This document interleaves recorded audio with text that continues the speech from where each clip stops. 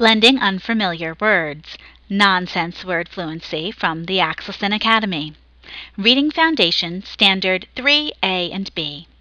Demonstrate basic knowledge of one-to-one letter sound correspondences by producing the primary or many of the most frequent sounds for each consonant.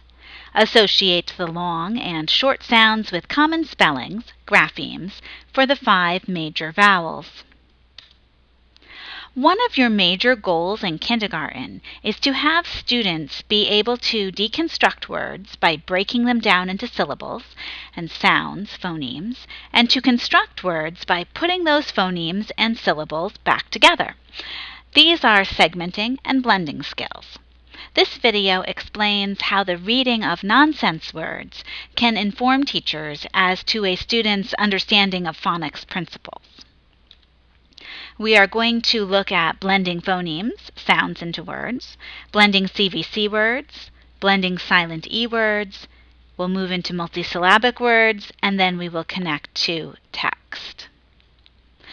One of the unique assessments that is common in the early elementary grades requires students to read nonsense words.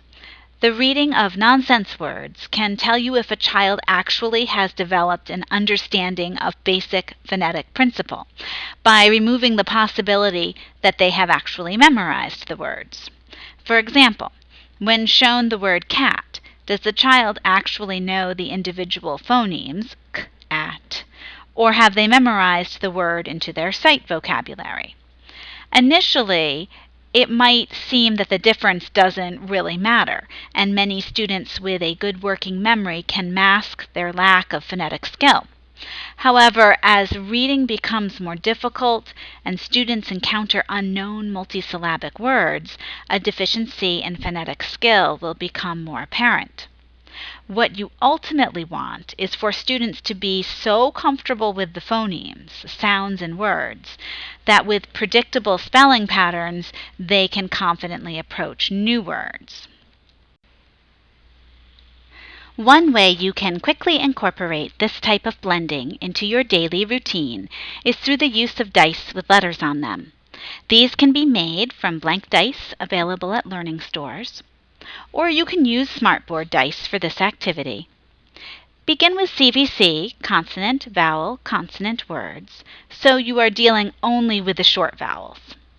You would take a moment in your instruction to have students roll the dice and then read the word they created by using their knowledge of the sounds that correspond with the letters rolled. M, I, D, mid. M, I, N, min. Of course, you want to bring the activity back to real words. How is it the same to blend the word cat as it is to blend a word that is a nonsense word? How is it the same to blend mop? It is important for students to understand the purpose of this activity, that the purpose is to know the letter sounds and be able to blend them together, not to be memorizing and reading lists of nonsense words. As you progress through the year, you can then move to add a silent E, which will add our long vowel sound, and students will roll the dice, rise. Down the road, you want students able to transfer their decoding ability to simple multisyllabic words. So here we have 6 dice. You would have students approach this as 2 CVC syllables. They would roll the dice, and with your aid, they would connect the sounds to those letters. Poctin. And right away, you would bring that knowledge back to real words. So if you can decode that nonsense word, you can decode a word like picnic or cupcake. And always end your activity by connecting to real text or writing. For example, finish by having students write the real word red, using what they know of letters and their sounds. Or present a new word that might be unknown to them, such as rim, drawing connections between phonics and comprehension and vocabulary should always be one of our overarching goals in reading instruction. You could discuss what a rim is, or ban, simple CVC words, but words that students might not be familiar with at the moment. This has been Blending Unfamiliar Words, Nonsense Word Fluency from the Axelson Academy.